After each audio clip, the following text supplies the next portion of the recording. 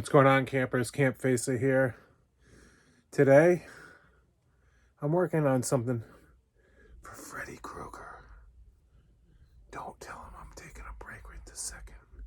I'm working on Freddy's new razor. It's top secret. We got special work to do here, you and me. Yeah, I know. What do you think I'm doing? Messing around? You've got the body, I've got the brain. I know you got the brains to tell me what to do. I got the body to do it. I'm doing it. All right? Jesus.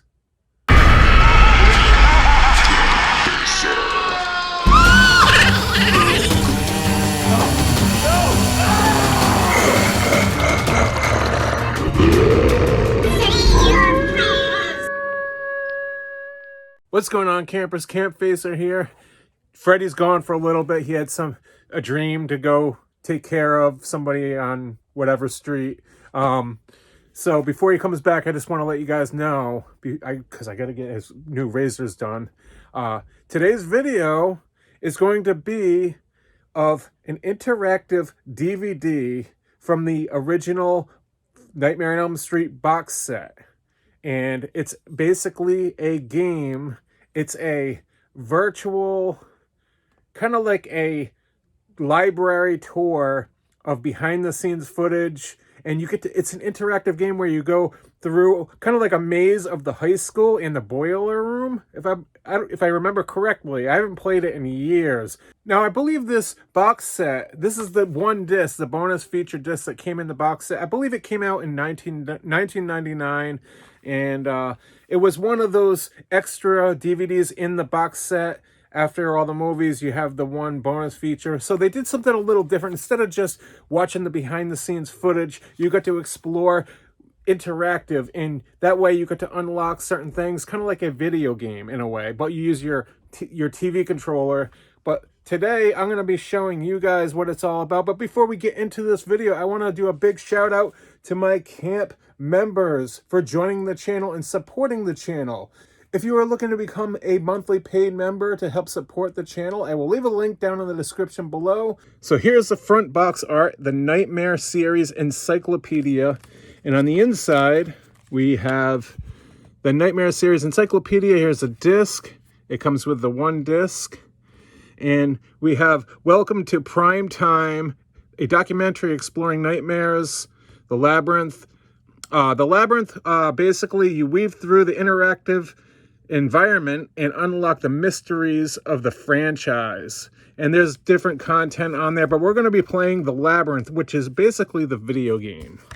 Now, please note, when we get into this video, it's going to be me kind of going through and showing off the majority of it. I'm not going to show each segment. When you unlock something, it'll have a video pop up of a producer or the director or behind the scenes or like makeup artists and all that. I might show a little bit of everything, but I'm not going to watch the whole thing. I'm just going to try to see how far I can get, see what kind of keys I can get to unlock certain doors, and see if we can make it through and just show you guys a little bit about what this video game, this Lost Encyclopedia interactive game is all about. So let's do this.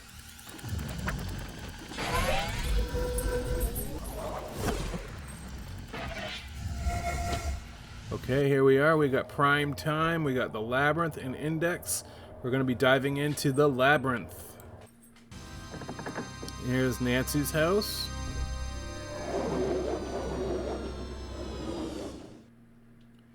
Alright.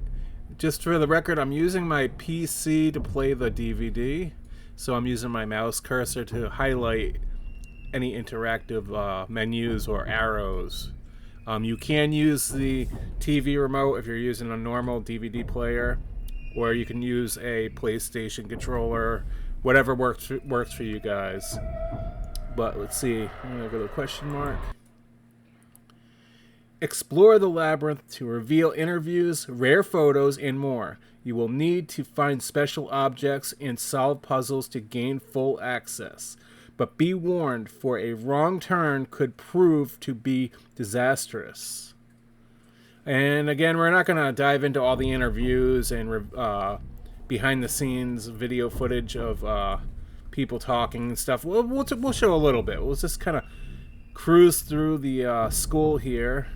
You'll notice you can go up and down. Certain doors over here might have an arrow. We'll see. So you can go left, you can go right, and you can go forward. Let's take a right.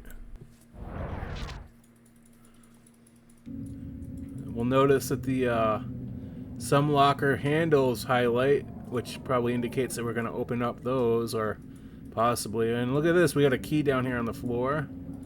We'll check this locker. Hi there. Oh, you know me. Come on, I'm your old pal. Yeah, you might say I'm the stuff that dreams are made of. A little Freddy action. Let's turn this up a little bit.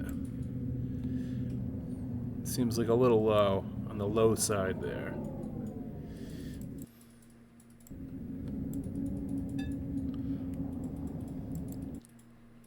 Ha! How do you like my pram, huh? This is where I practice my death rattle. Go, go, go, go! Little Robert Englund without the voice effects. Let's see what this key is. Okay, we have a key.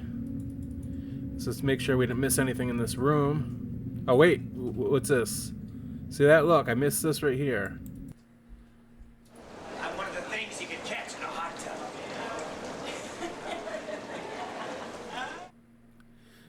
See, it just shows a bunch of little fun things, but some of the interviews I think are long, and I don't want to get into that. What do we got here?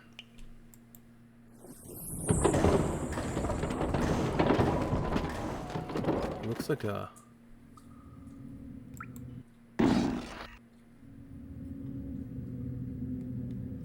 morgue? Is that Tina? Nancy. That part was horrifying in the film. Nothing's working here. Let me see. Oh, light switch. Oh, okay, okay.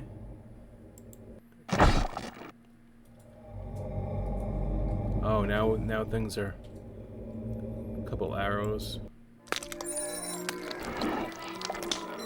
Whoa. That's freaky.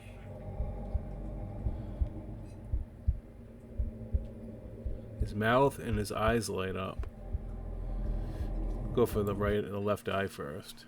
The end of Freddy is really a problem. I mean, not only the question of how do you kill Freddy, but also the fact that they made me shoot it in 3D. Because, to me, what could have been really cool in killing Freddy would have been if you could have made these really fantastic effects sequence. But I was completely limited in shooting in 3D. This is stuff that if you guys ever get a chance to play around with this, you can go through all that. Well, I think to some extent we became slightly bereft of ideas, and as much as I've always tried to say that we didn't want to make a film that didn't really satisfy the audience, and I didn't purposely do that, some of these, the later films, we were stretching. Let's perhaps skip. Not that I'm not interested in it, you know, I just want to keep this flowing a little bit for the video. I go back to Roger Corman days with Rachel, you know, and Rachel was on Nightmare 1, I believe she was like a production accountant, you know, but I've, you know, worked for Rachel and Rachel's husband Rupert over the years in various projects, other things as well. Let's skip. All right, so we got the eyes, the mouth, we covered all that. Let's go back. Did we miss any? So weird. We got an arrow over here, and we got an arrow here, and we got the lamp, and we got the notes. See, each room has so many different variations to explore. Date of birth, 7/4/68. Date of death, 10/31/84. And look, each thing, there's so many. You know, it's very hard when you get to number 6 to still be speaking something. I mean, Wes wasn't directing number 6, but somebody else was. Somebody had to get on up there every day and... Skip. Date of death. MTV, boy. You have 3 wishes.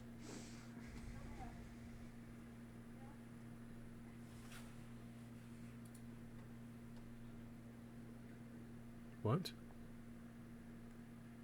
Remember when you were just a little kid and your mommy used to warn you not to sit too close to the TV set?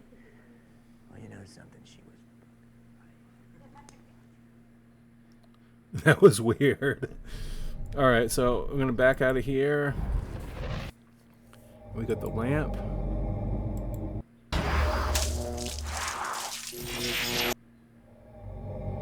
Huh. That was weird. What's to the right? Oh, a keyhole and a number. 2 numbers in a keyhole. Yeah, the first one I remember seeing the first one with my girlfriend and just watching all these kind of heads sinking down in their seats and stuff like that. And when it first came out, you know.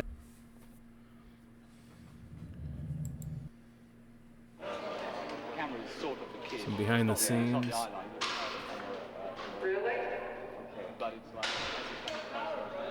Stephen, we ended this position last night 3 ways. It's like, oh wow. Yeah. The last pose that you had, which was straight up. Yeah, she's kind of straight up. Oh, another stuntman, or is it just some dude walking around? Right.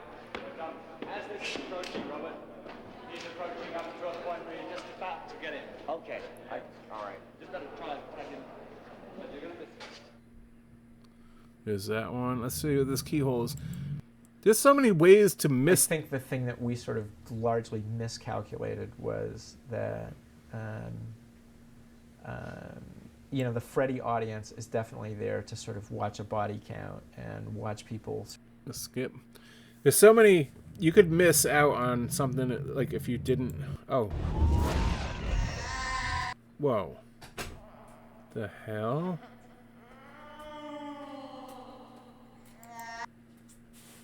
Now, they did some great stuff in part 5. Skip. I'm going to speed it up a little more, you guys. I was a big fan of Escher, and I always wanted to muck around and do something like that. And I guess a couple of films in the past have tried to do something like that. And we got the mouth here. She loves me. She loves me not. She loves me. She loves me not. I love Freddy, man. We'll go back. Alright, let's back out of here. I guess you could miss something in the behind the scenes because there's so many different. Let's go to the left. There's so many things to play with. Look at this.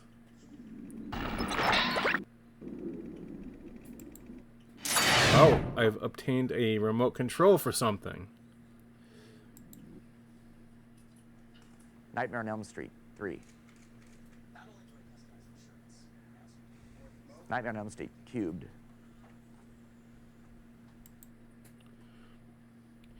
So how you could see how old it is, the way they talk and everything, like the little setups. All right, so we're gonna back out of this room. I think we're done in this room. Go back to the main hall. It's so cool how they have it set up, though. Like different animations for each room. Let's go up.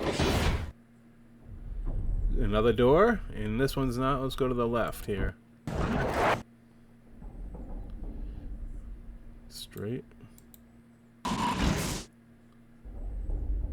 Straight. Oh, we got left. Straight and left. Let's check left first.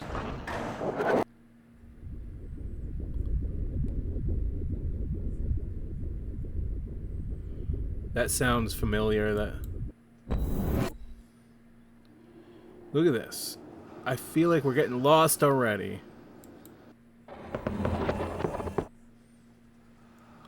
We can go left or straight. Look at this.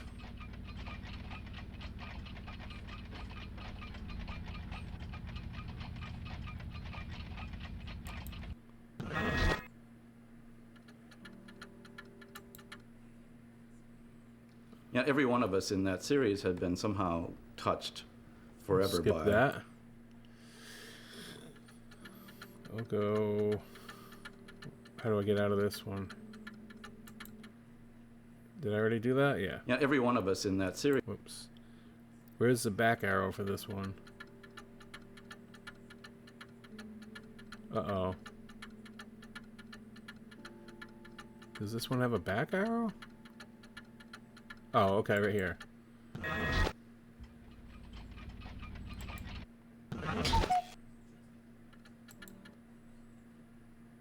I think after I had made Last House, I saw Texas Chainsaw Massacre. And remember sitting in the theater thinking this must have been made by like some sort of troupe of mad, insane people, you know. Which was, I think, a great realization because I later realized people thought that about me. And subsequent to that, I've always said, you know, if you're designing a scary movie, the first thing that you have to frighten your audience with is yourself. They have to be first, before they're frightened of the villain, they have to be frightened of the filmmaker. Nice. Alright, we're gonna back out of this room. Again, I kind of want to speed this up more to show you guys a little bit more. This I couldn't figure out. A bunch of triangles and a window. Oh. God. It's bright. Nancy's mother. It's gonna burn off sooner. It wouldn't be so bright. Feeling better? Oh, I feel like $1,000,000. They say you've bottomed out when you can't remember the night before. No, baby, I'm gonna stop drinking. I just don't feel like it anymore. Did I keep you awake last night? You look a little bit peaked. Heather Langenkamp. This is a scene where Mom goes through the little door window by Freddy. It looks odd in the film, but man, did it scare the crap out of me as a kid. Not gonna lie. You believe this fog? Oh, I believe anything is possible. You're looking good, girl. Alright, I'm gonna skip this part. Bye! Alright, I'm gonna head back. And let's go back again. Let's go... Apparently we gotta go back again.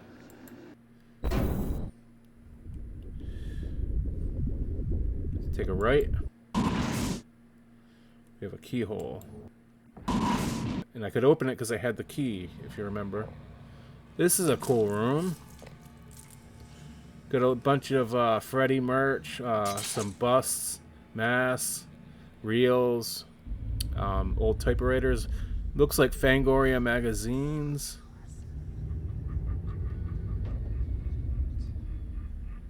Let's start here. And then it just goes on and on, you guys. Look at this. You can zoom in on, let's say, the mask here, or the bust. Nice. I'm Jesse now.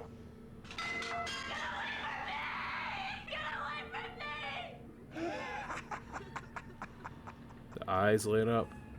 The teeth. Kill him! Kill him! It's a very complicated phenomenon, sadomasochism, and I don't pretend fully to understand it.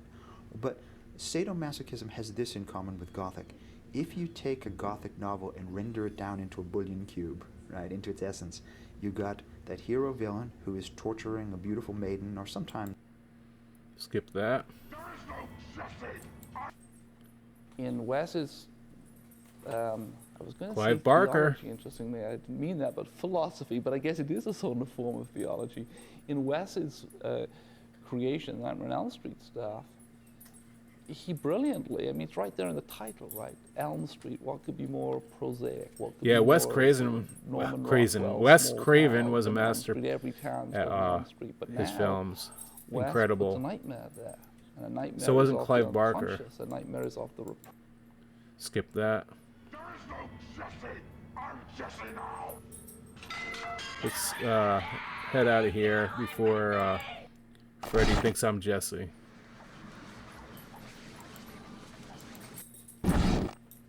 Ooh.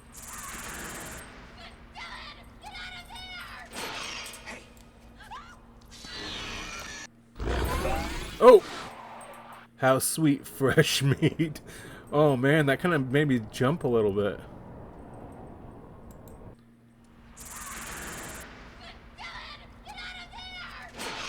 What else? Alright, let's head back to the left. Oh, let's check out this one. Well, the character Freddy evolved over the series. I was Let's pretty... skip that.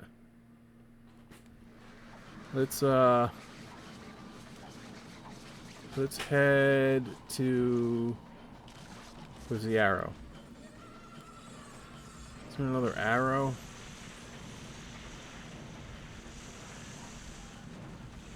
Hold on.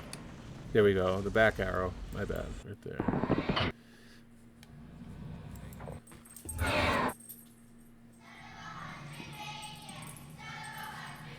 Here's Jesse right here. Baby Freddy. Check out the glove.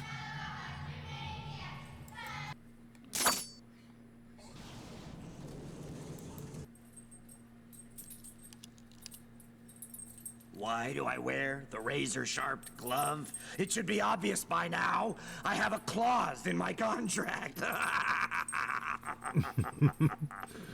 Freddy's crazy humor. I think we got him.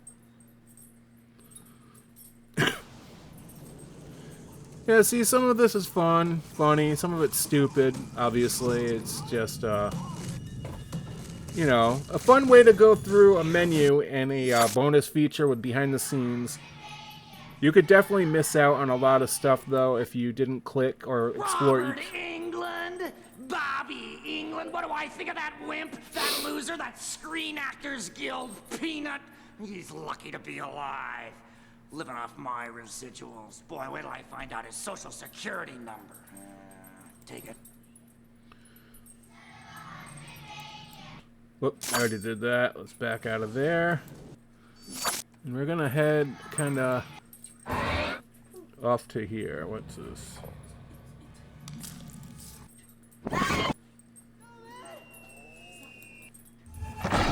Yeah, some Fangoria. I think I had this one back in the day. Look at this, Jason Voorhees.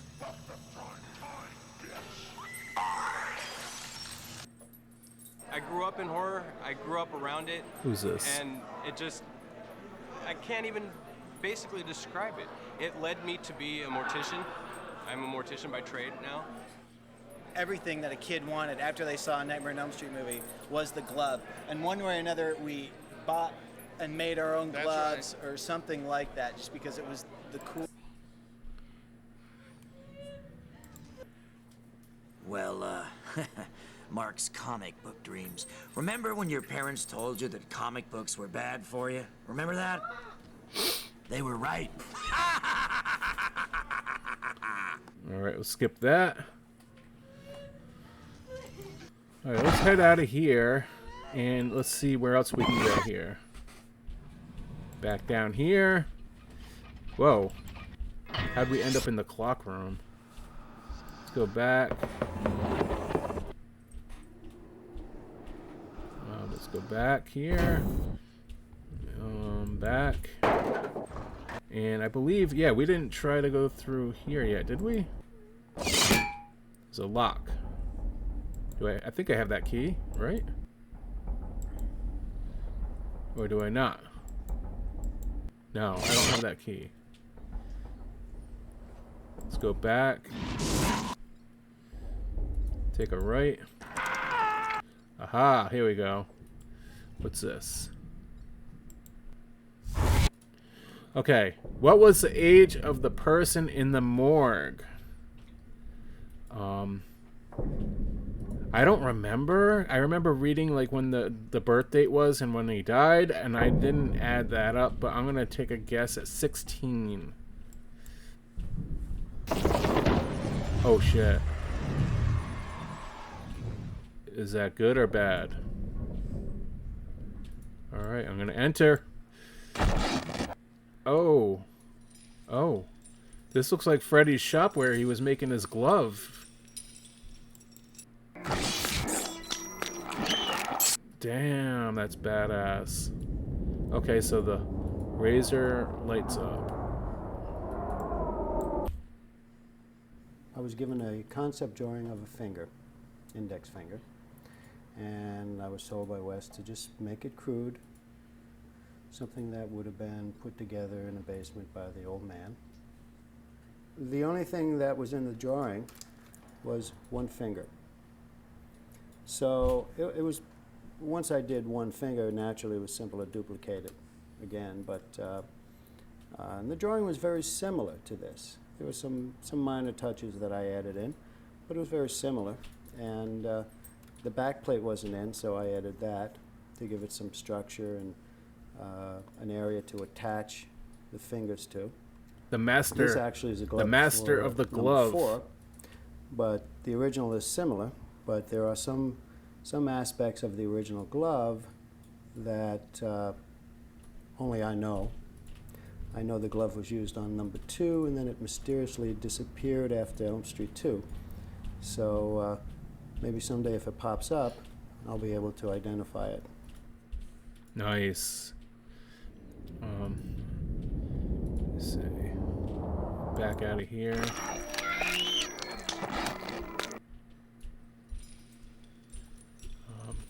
There's other stuff in here.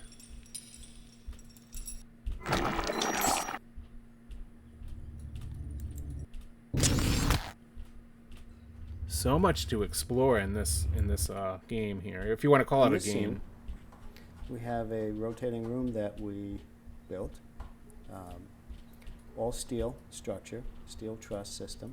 That, considering it was a low-budget film, we had to get very creative on purchasing the material and the labor to put it together. The room was not motorized. It was so totally balanced after we were finished that one person could actually turn the room by hand. One pull would start spinning that room. Everything in that room had to be secured in a way that it could never move. And we'd actually go in there and start to look for items that we could add in there that we think would look very cool to have stable and be tied down. This way, as the room turned, you could never feel like that room was turning. You could never. That would make me dizzy, you guys. That was cool because that scene, I always wondered, like, through the years, how they shot her, like, going up the wall and sticking her to the ceiling. So everything in that shot had to be mounted. Like, even things on the end table next to the bed, like, whether it's a cigarette lighter or whatever, that had to be all glued or mounted down because that whole room rotated 360 upside down.